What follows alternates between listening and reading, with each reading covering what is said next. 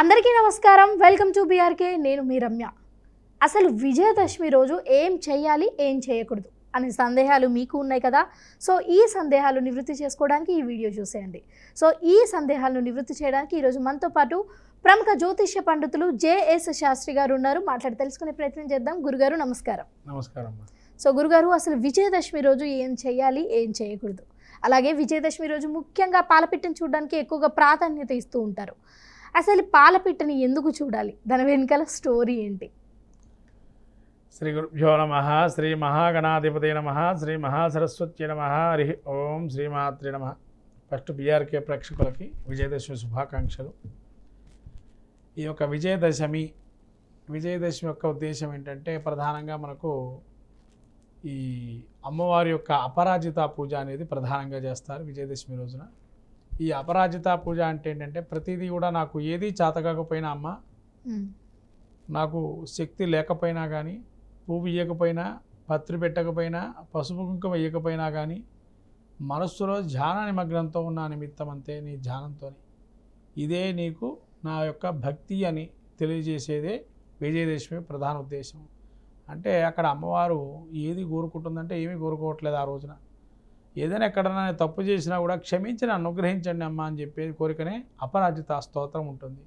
ఈ విజయదశమి యొక్క పరిపూర్ణత్వం మనకు కలగాలి అంటే, నవరాత్రుల యొక్క పరిపూర్ణత కలగాలి అని అంటే కూడా అపరాజిత స్తోత్రాన్ని చేయాలి ఎవరైనా కానీ.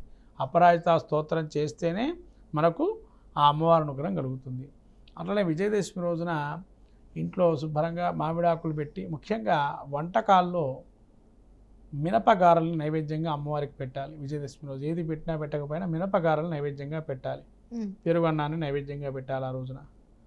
తర్వాత విజయదశమి రోజున ఇంట్లో కూడా మనకు గుమ్మానికి కానీ వాటికి అలంకరింపజేసుకొని గుమ్మానికి, అట్లానే మనకు వాహనాలకు సంబంధించిన కార్యక్రమాలు ఏవైతే ఉంటాయో పూజాది కార్యక్రమాలు చేసుకొని, అలాగే రకరకాలైనటువంటి విజయదశమి రోజున సాయంత్రం వేళ అమ్మవారి యొక్క ఆరాధన చేసి ఈశాన్యంలో, అంటే పూర్వకాలం ఏంటంటే విజయదశమి రోజున ఈశాన్యంకి వెళ్ళేవాళ్ళు.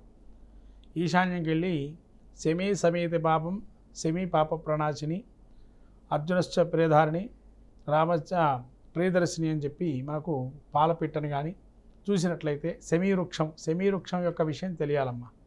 ఎందుకంటే శమీవృక్షము ఈ అర్జునుడు తన గాంధీవం కానీ పాండవులు దాచిపెట్టినటువంటి ఆయుధం అంతా కూడా ఆ యొక్క చెట్టు దగ్గర దాచిపెట్టారని చెప్పి, అది ఒక్క సత్వగుణ సంపన్నులు మాత్రమే ఆయుధంగా కనబడుతుంది. మిగతా వారందరికీ కూడా అది అనేక రకాల పాములు కానీ, పుట్టలు కానీ, తేళ్లు కానీ, లేదా రకరకాలైన ఆకులుగా అలములుగా కనబడతాయని చెప్పని అన్నారు. అలా ఎప్పుడైతే దాచిపెట్టాడో అటువంటి శమీవృక్షం దగ్గరికి వెళ్ళి ఈశాన్యం, అంటే మన గ్రామానికి ఈశాన్య ప్రదేశానికి వెళ్ళి అక్కడ శమీ వృక్షానికి పూజ చేసి అక్కడ అమ్మవారికి పూజ చేసుకొని, అప్పుడు అమ్మవారి పూజ అయిన తర్వాత అక్కడ శమీ వృక్షంలో కొన్ని మొదల్లో దండం పెట్టుకొని గౌరవం చేసుకొని అక్కడ పూజ చేసుకోమన్నారు. అయిన తర్వాత శమీ వృక్షంలో పాలపిట్టకు ఉద్దేశం ఏంటి అంటే, మన యొక్క సిరులు కానీ సంపదలు కానీ అలా పొంగాలి అని చెప్పి, ఆ యొక్క పాలపిట్టల ఉద్దేశం అంటే రాగము ఏదైతే ఉంటుందో అది చాలా ముఖ్యమైన రాగం. ఎందుకంటే విజయదశమి రోజున ఈ పాలపిట్టను చూడటం వల్ల మనకు విజయం సాధిస్తారు అని చెప్పి. ఎందుకంటే అర్జునుడు ఎప్పుడైతే ఆ గాంధీవాన్ని తీసుకునేటప్పుడు అక్కడ ఒక పాలపిట్టను చూశాడు.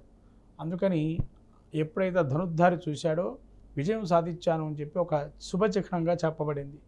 అందుకని పాలపిట్టను చూడటం వల్ల శుభచిహ్నంగా చెప్పబడింది. కాబట్టి మనం ఆ రోజున అది చూడాలి. పూజ మాత్రం శమీ వృక్షానికి పూజ చేసుకొని, శమీ వృక్షం అంటే ఉత్తరేణి మనకు జమ్మి చెట్టు అంటాం.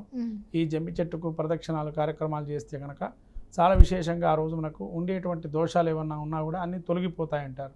అందుకని దాన్ని చూస్తేనే మనకు దోషాలు తొలగిపోతాయని చెప్పన్నారు శ్లోకంలో.